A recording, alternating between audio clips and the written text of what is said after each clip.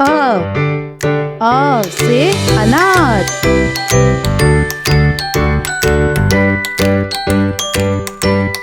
आ से आम।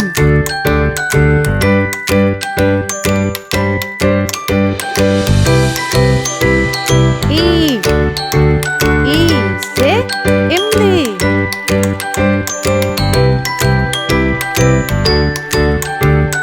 ई से ईख।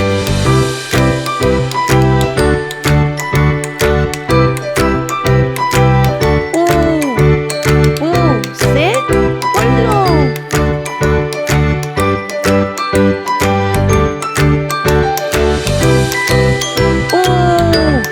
ऊ से ऊन।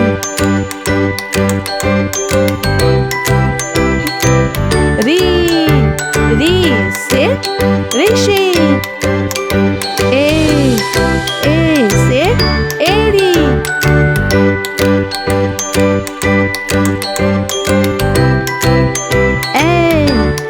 ए से ऐनक।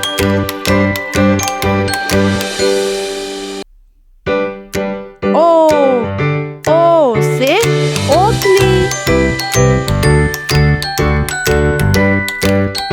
औ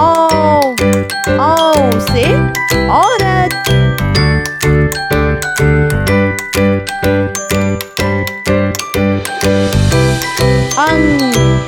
अंग से अंगूर।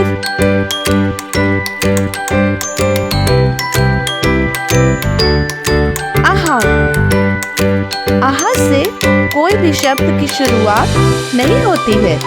इसे शब्दों के बीच में या फिर अंत में इस्तेमाल किया जाता है, जैसे कि प्रातःकाल, क्रमशः।